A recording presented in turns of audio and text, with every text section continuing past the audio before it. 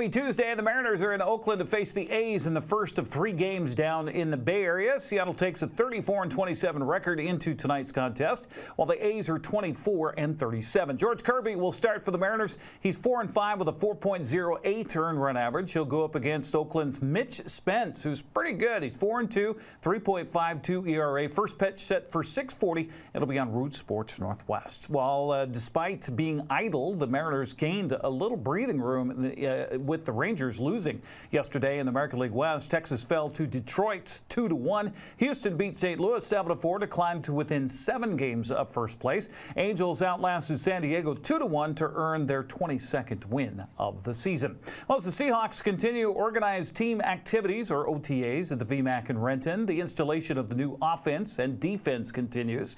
New offensive coordinator Ryan Grubb says they're progressing as scheduled on the installation of his new scheme. I would say we're closing in on, 50% of our installation, and I think early on we tried to do a good job on both sides of the ball of getting some of the, the critical exchanges and all the things that we need to know and understand about the nuances of the broad vision of the offense. And once you felt good about that, continue to build on that and move on. I think the guys have done a really good job, especially in the last week and a half of getting that where we could feel good about building on top of some of those things. Grubb comes to the Seahawks after leading the University of Washington to the national championship game last year. He says he's very impressed with both Geno Smith and Sam Howell so far. They're awesome.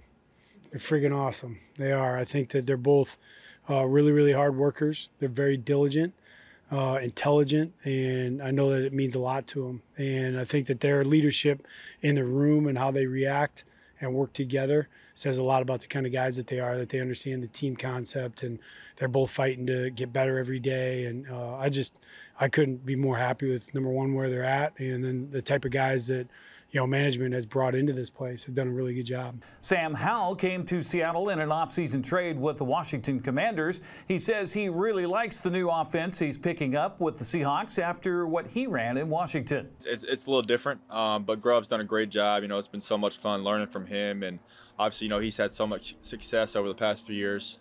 So we do a lot of different things, mix up some tempos, but it's been a lot of fun. It's definitely a quarterback-friendly offense, and Eric Bieniemy's offense was kind of similar in that way, that it was a quarterback-friendly offense, and both of those guys like to throw the ball a lot, so it's definitely a lot of fun to play in.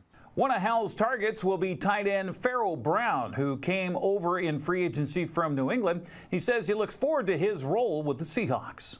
Just the opportunity. I felt they had 2 tight ends that had left that went on to other teams, and I just felt like it was a good opportunity to get on the field. After talking to the coaches, they had like a real role for me and was excited to get me here, and everything's been checking out since I've made the move here. So that's pretty much what went into it. It's a lot of going to that. The more money they pay you, the more you get a role, right? So they paid me a little more money this time, so I'm getting a little better role. Like, you know what I mean? I went from a supporting actress to, got me a half a trailer right now. So. Meanwhile, the defense is all new under head coach and defensive coordinator Mike McDonald. Tackle Jarran Reed looks forward to rolling it out when the season starts. I love it. I think it's a great change for us. I think we got a lot of guys that can play a lot of different positions. I'm excited to see where we can go with this. We got to get everybody back, everybody gelling together, but I'm excited to see where this defensive line can go. I think that they can use a lot of my talents a little bit more, move me around a little bit more. I think we got multiple guys that can do that. That's the most part, not just us being stationary. I think moving us around a little bit creates some mismatches for everybody that's along the line. Seattle starts the preseason August 10th in L.A. against the Chargers. Their second game August 17th in Tennessee against the Titans. They'll finish the preseason at home August 24th against Cleveland. The Wenatchee AppleSox picked up their 4th win of the season last night in a non-league affair against Redmond. Wenatchee erased an early deficit with a 6-run 5th inning en route to a 9-4 victory. Voice of the AppleSox, Joel Norman, has more on last night's win. The Wenatchee AppleSox overcame an early 4-run deficit to defeat the Redmond Dudes 9-4 on Monday night at Paul Thomas Senior Stadium. Wenatchee capped off a perfect homestand after sweeping the Port Angeles Lefties Friday through Sunday by picking up a non-league victory against Redmond. The story of the game was the work of Drew Welk. He tossed 5 scoreless innings, including striking out 5 batters, and recording 2 different inning-ending 6-4-3 double plays. Offensively, Wenatchee was able to plate 6 runs in the 5th inning to take the lead, and then got a few more of insurance the next inning and then one in the 8th to put the game away. Next up for the AppleSox is a 6-game road trip which begins with 3 games in Port Angeles.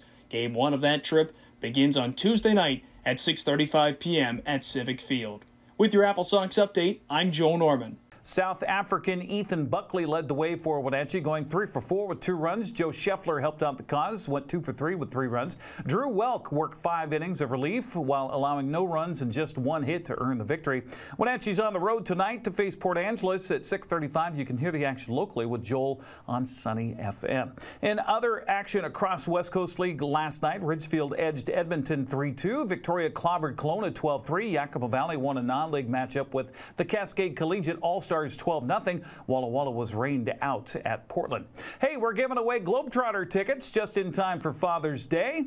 The Harlem Globetrotters World Tour is coming to the Town Toyota Center on Sunday, June 16th, and we have 4 tickets for Dad. All you have to do is email me at sports@ncwlife.com. That's sports@ncwlife.com. We'll do the drawing coming up this Friday, so enter today. That's a look at sports news. I'm Eric Granstrom. Have a happy Tuesday.